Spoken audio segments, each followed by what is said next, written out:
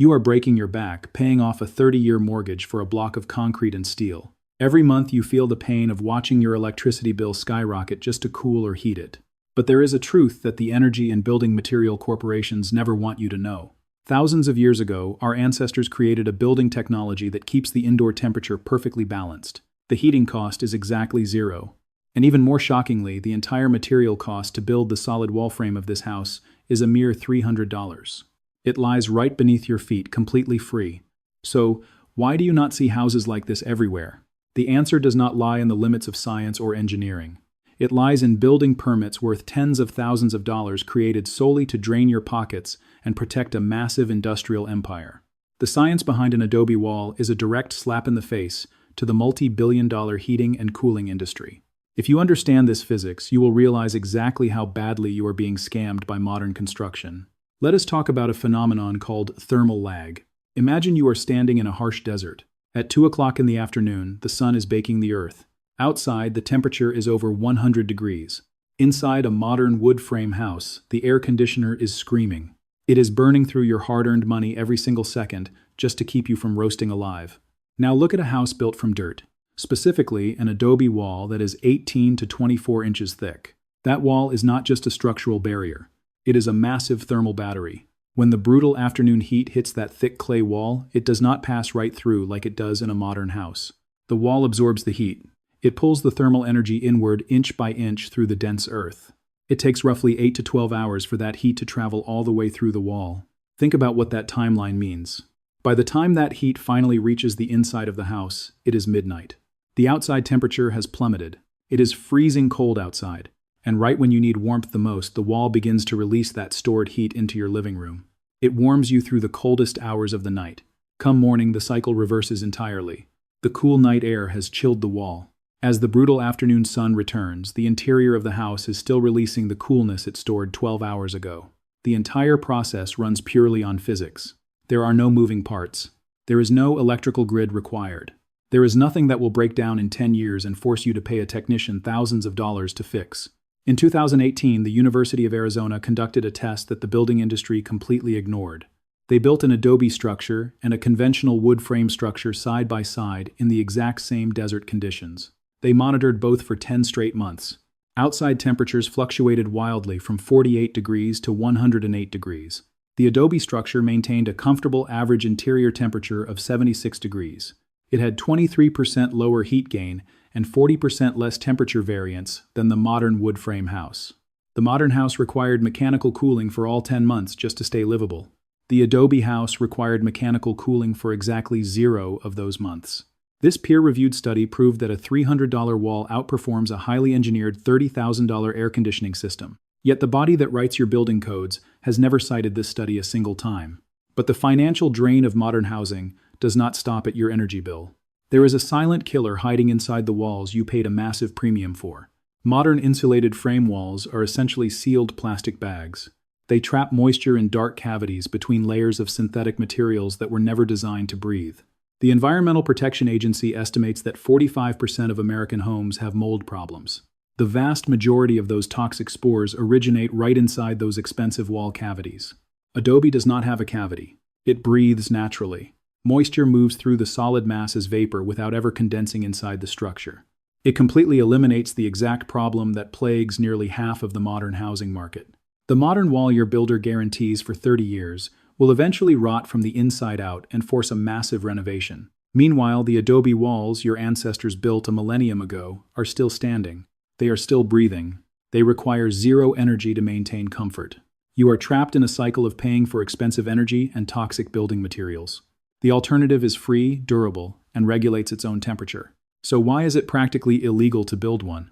The answer will make your blood boil. If this material is practically free and outperforms modern technology, why can you not just walk into your backyard, dig up some dirt, and build your own house? The answer exposes the darkest corner of the American housing market. The government did not pass a law making dirt illegal. That would have caused a massive public outcry and unwanted attention. Instead, they used a much more insidious and quiet tactic. They simply wrote a set of rules that made building with nature an administrative nightmare. It all started with the standard building codes. These codes were written specifically for dimensional lumber and concrete. Under American building law, any material that is not explicitly addressed by the code falls into a terrifying legal category. It requires what is called an alternate method approval. What does an alternate method approval actually mean for you? It means you cannot just build your home. You have to hire specialized structural engineers. You have to pay for expensive laboratory testing. You have to submit mountains of documentation to local building departments and beg for a formal sign-off before you are legally allowed to break ground.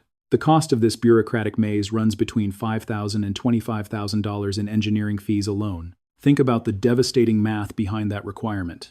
You have a raw material that costs $300. But to use it, you are forced to pay a 100-to-1 regulatory overhead ratio just for the right to start digging. The building code did not explicitly ban adobe.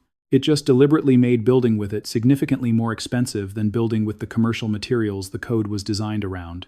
Then came the Federal Housing Administration in 1949.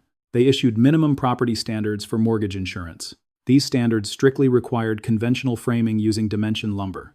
The effect was immediate and catastrophic for anyone seeking financial independence.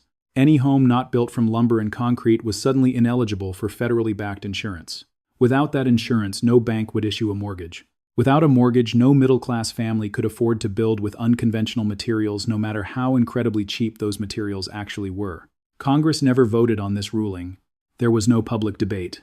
Bureaucrats drafted it behind closed doors in consultation with the housing industry and signed it into administrative law. But the final killing blow landed in 1970. The Uniform Building Code finally added explicit provisions for adobe under a new chapter. On paper, this looked like a massive victory for affordable housing. In practice, it was a meticulously designed trap meant to destroy the cost advantage forever. The new requirements mandated that all adobe had to be stabilized with Portland cement at 3 to 5% by weight. It also mandated steel rebar every 24 inches, both vertically and horizontally. To install that steel, you have to drill holes through every single block in the wall. This entirely destroys the thermal mass properties that make the earthen wall work in the first place. For a material whose entire value proposition is that it costs almost nothing, these mandated industrial additions multiplied the construction cost by 3 to 5 times. The code did not just make the house incredibly expensive, it legally forced it to perform worse. And you have to ask yourself who exactly wrote that specific chapter of the building code. The answer is the Portland Cement Association. This is the trade body representing cement manufacturers in North America. A massive conglomerate with a combined revenue of $18 billion a year.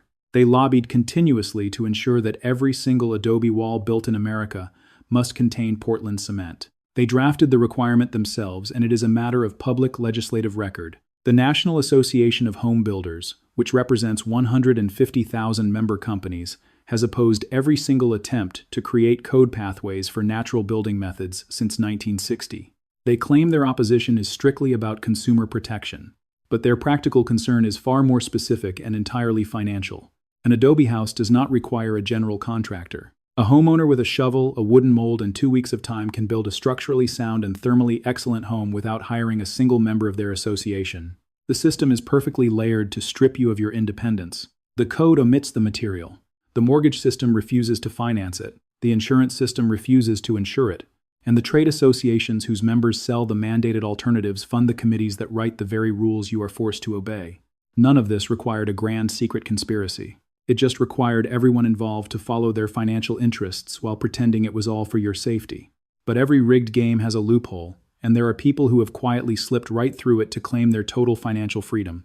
In 2008, a woman named Simone Swan arrived at the Texas-Mexico border. She did not come as a corporate developer or a government bureaucrat. She came as a student of ancient engineering with a radical conviction that families living along the Rio Grande did not need a predatory mortgage lender to survive. These families were earning between $8,000 and $12,000 a year. They were completely priced out of every conventional housing option available in the American market. They did not need a 30-year debt trap.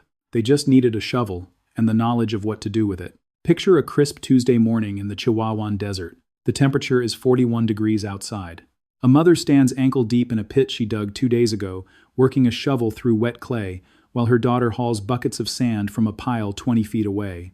They mix the clay with sand and chopped straw in a precise ratio, adding water until it holds its shape. She packs the thick mud into a wooden form the size of a shoebox, presses it down, flips the mold, and sets the wet earthen brick on a drying rack alongside 300 others. 2 weeks later, she has a building unit that will outlast anything sold at a commercial hardware store. Her family and a few volunteers start stacking the 18-inch thick walls. They use mud mortar mixed from the exact same clay. There is no expensive steel rebar. There is no Portland cement. 6 weeks later, they move into a house that cost them between $800 and $1,500 in total materials. Step inside that finished house. The heavy earthen walls are warm, radiating the heat stored from the desert sun. Outside it is freezing, but inside it is a perfect 68 degrees. There is no thermostat on the wall. There is no gas line running under the yard. This family owes absolutely nothing to anyone. A general contractor never drew up plans. Nobody at a permit office ever stamped an approval. And no bank anywhere in the process ever issued a loan. How is this incredibly liberating process still legal? Simone Swan discovered a massive blind spot in the system. Texas building authorities actually cited her operation 3 times for code violations, but she continued building legally by using what is known as the owner-builder exemption. This is a rare legal provision that exists in Texas, New Mexico, and Arizona. It explicitly allows individuals to construct their own primary residence without having to meet the full crushing weight of the commercial building codes. That is the loophole. If you live in one of those 3 states, you can legally bypass the entire industrial complex and build your own earth home tomorrow morning. No contractor, no permit office, no bank. Swan has repeated this exact process more than 600 times since 2008. That is 600 families who own their homes outright without a single cent of mortgage debt. Their energy bills are permanently zero. They depend on absolutely nothing in the commercial building supply chain that could fail them or suddenly raise their costs. In New Mexico alone, structures built under their specific earthen code have a perfect safety record across more than 30 years. That means 3 decades of undeniable proof that a material the federal code treats as unproven has never once failed when built traditionally. 1/4 of the global population already lives in earthen structures. The United Nations estimates that up to 2 billion people rely on adobe and rammed earth today. They do not do this because they are uneducated. They do it because for anyone who does not want a crushing $100,000 mortgage and a 20-year utility bill, earth construction is the only rational choice. The system is absolutely terrified of this exact realization spreading. The biggest barrier between you and total financial freedom is not engineering. It is a building code written by the exact people who want to sell you things you do not need. The dirt beneath your feet is completely free, incredibly durable, and waiting to be used. It is time to entirely rethink what it means to own a home. Do not let this truth stay buried. Share this video to expose the financial trap of modern housing and subscribe right now.